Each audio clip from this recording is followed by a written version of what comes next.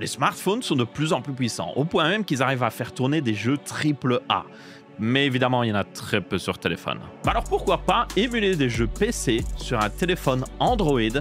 Ça paraît impossible, mais c'est étonnamment facile en 2025. Et pour cela, on va utiliser le smartphone Android le plus puissant qui existe, le Red Magic 10S Pro. On a le dernier Snapdragon 8 Elite Leading Edge qui est overclocké jusqu'à 24 Go de RAM et bien plus encore, qui va être très important pour faire tourner un jeu AAA tel que GTA V sur un smartphone. Merci à Red Magic d'avoir rendu ça possible en sponsorisant cette vidéo. Alors comment ça marche? Pour cela, on va utiliser une application qui permet d'émuler Windows directement sur Android. Vous avez bien Winlator qui existe sur Android, mais c'est un peu du bricolage selon moi. Donc ici, on va utiliser GameHub qui simplifie largement le processus. Le seul désavantage, c'est que c'est pas sur le Play Store, donc il faut le sideloader. Pas le plus compliqué, mais ça rajoute une étape. Une fois l'application installée toutefois, c'est basiquement fini. Vous avez une interface ultra simple qui permet de télécharger des jeux depuis Steam ou le Epic Store directement sur votre téléphone. Pas besoin de configurer Windows ou même installer des pilotes, c'est plug and play ici. Bon, par contre, ça semble logique qu'on va avoir besoin de beaucoup de puissance. Le Red Magic 10S Pro que j'utilise ici a le dernier Snapdragon 8 Elite Leading Edition qui est une version overclockée, donc encore plus puissante. J'ai aussi la version 16 Go de RAM avec 512 Go de stockage, ce qui est assez pour quelques jeux Windows ou une installation de Call of Duty. À vous de décider. Faire tourner un jeu Windows va toutefois pousser le processeur à fond. Heureusement, le Red Magic 10S a un système de refroidissement impressionnant. Vous avez une chambre à vapeur qui couvre une énorme partie du téléphone et même un ventilateur qui permet d'activement refroidir celui-ci. Et je confirme que l'air qui sort est bien chaud, ce qui indique que ça fonctionne plutôt bien. Via l'interface de Red Magic, je peux aussi forcer le processeur dans son mode de puissance le plus élevé, donc c'est le mode Rise pour information, et même monitorer le téléphone au niveau FPS, moyen, température, etc.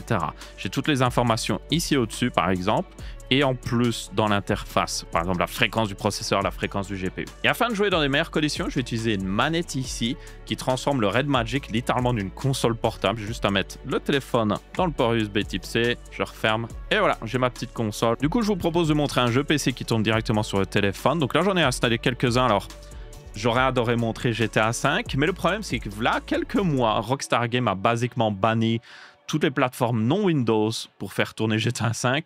Donc tous ceux qui jouaient sur notamment Linux, ça ne marche plus.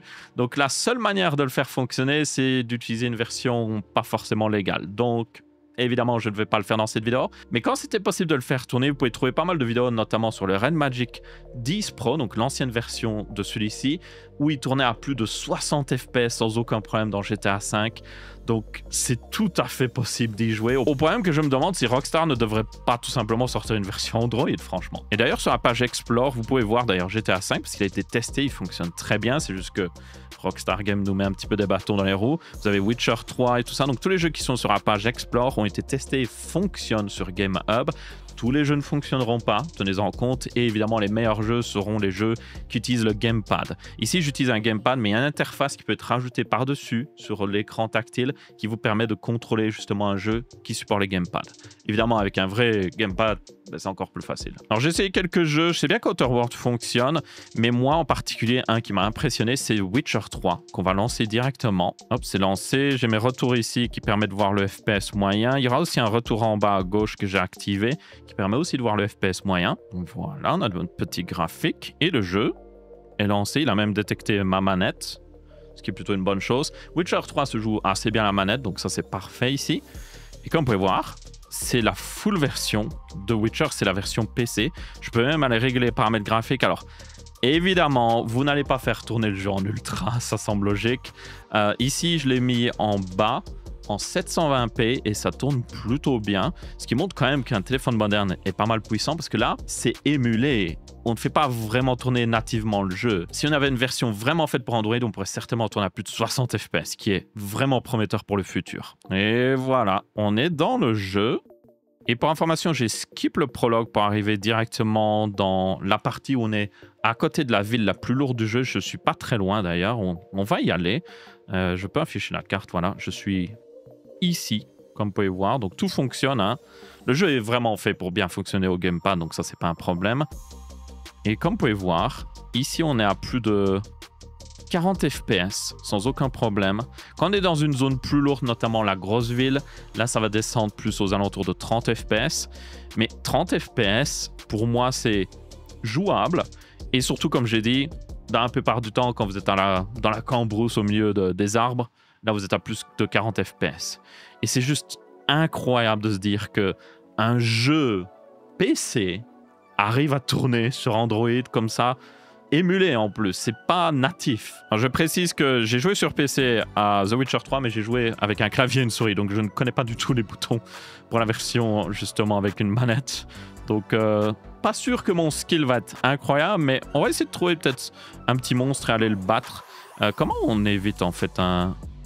Peut-être ça. Ah oui, on peut utiliser ça pour sauter, il me semble que c'est aussi pour éviter. Ça c'est un coup classique. Et ça, c'est un énorme coup. Ok. Et évidemment, le gamepad de droite tourne la vue. Gamepad de gauche nous permet de bouger. Et on peut aussi normalement sprinter, voilà, en appuyant sur le gamepad de gauche. Donc là, je suis en train de sprinter. Et on va essayer de trouver quelque chose à tuer quand même. Alors vous pouvez, j'ai déjà augmenté la taille de l'interface. Vous pouvez augmenter la taille de l'interface parce qu'évidemment, ça semble logique. Si l'interface est trop petite, vous allez avoir un petit peu du mal à voir ce qui se passe. Il y a un mec là-bas. Je sais pas si c'est un bandit, lui. Ah, est-ce que j'ai réussi à avoir le mec? Ah non, le voilà, ok. Viens là. Ouah, j'ai évité. Se battre contre un mec sur un cheval, c'est pas ce qu'il y a de plus facile. Oh, je l'ai eu. Ok. Beaucoup plus faible que je ne le pensais. Si j'ai réussi à le battre, alors que je suis pas habitué à une manette... Oh, il y en a un autre là, ok. Il y a combien de ces mecs? C'est des bandits ou quoi? Je me souviens pas de me faire attaquer quand j'avais joué au jeu. De m'être fait attaquer par ici, par des mecs en cheval. Mais je suppose que c'est des bandits ou autre chose. Mais comme vous pouvez voir, ça tourne plutôt bien. Et là, je me rapproche de la plus grosse ville du jeu. Alors, de temps en temps, vous aurez des glitches graphiques. Évidemment, le jeu est émulé, donc ne vous attendez pas à ce qu'il fonctionne parfaitement dans tous les cas. Mais là, on est près de la plus grosse ville du jeu. Et j'arrive à quand même tourner. Et là, c'est vraiment lourd. Il y a énormément d'NPC et surtout énormément de choses affichées. La plupart du temps, vous ne serez pas dans cette ville, même si vous allez passer quand même une partie du jeu ici. Donc, c'est pas forcément le plus représentatif du FPS moyen que vous avez dans Witcher, mais c'est représentatif de la zone la plus lourde, ça c'est sûr et certain. Donc ça c'était un jeu assez lourd, on va lancer Ori ici pour vous montrer un jeu, selon moi, plus réaliste que vous joueriez certainement sur Android, parce qu'il y a énormément de jeux PC qui sont très sympathiques, qui se contrôlent facilement au gamepad et qui ne sont pas hyper lourds et qui tourneraient hyper bien sur Android. C'est juste que le développeur n'a pas le temps de faire une version Android ou juste n'a pas envie de faire une version Android, et donc ces excellents jeux qui pourtant tourneraient hyper facilement sur Android sont coincés sur PC.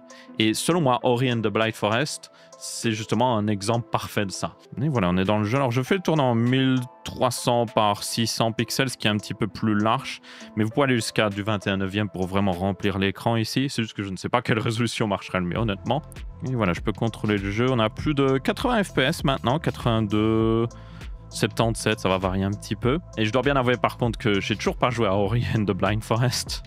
Je l'ai acheté, voilà, je ne sais combien d'années et j'y ai toujours pas joué. Donc ma foi, c'est l'occasion parfaite d'y jouer parce que il tourne bien et ça me permettra d'y jouer à peu près n'importe où je veux. Donc ça, c'est plutôt cool. Ah, je peux contrôler ici, je croyais que c'était une cinématique autre chose. Le jeu est franchement magnifique au niveau couleur et tout.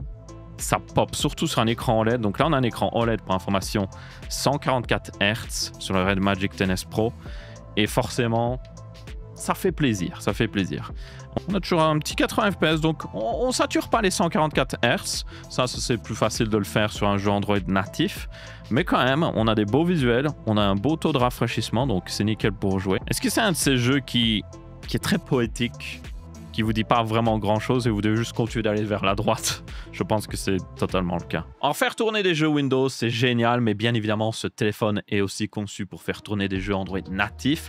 Donc là, notamment, vous devez le savoir, je suis un grand fan de Minecraft et sur la dernière version de Minecraft Bedrock Edition, qui est sur téléphone aussi, ainsi que sur console, ils ont sorti des shaders. Donc c'est basiquement des effets d'ombre, de lumière, de reflets et tout ça, ce qui rend Minecraft beaucoup plus beau, mais aussi beaucoup plus lourd. Mais bien évidemment ici, le Red Magic 10S Pro n'a aucun souci à faire tourner le jeu au maximum qu'il offre. Donc notamment, c'est 60 Hz maximum dans Minecraft. On ne peut pas aller au-dessus, ce qui est fort dommage selon moi, parce que là, le Red Magic 10S Pro atteint cette limite-là, même avec les effets de shaders. Et évidemment, avec les paramètres les plus hauts, donc 12 chunks de rendu et tous les paramètres le plus haut possible, j'atteins toujours les 60 FPS de manière stable. Et au passage, même sans manette, Red Magic a intégré ici des air triggers sur le côté du téléphone qui permettent de beaucoup plus facilement jouer à des jeux tels que Minecraft. Il suffit juste de configurer là où chaque trigger appuie sur l'écran et hop, vous avez 2 boutons physiques bien plus pratiques. Sur d'autres jeux Android, on a évidemment des performances excellentes, que ce soit Genshin Impact, Call of Duty et bien plus encore.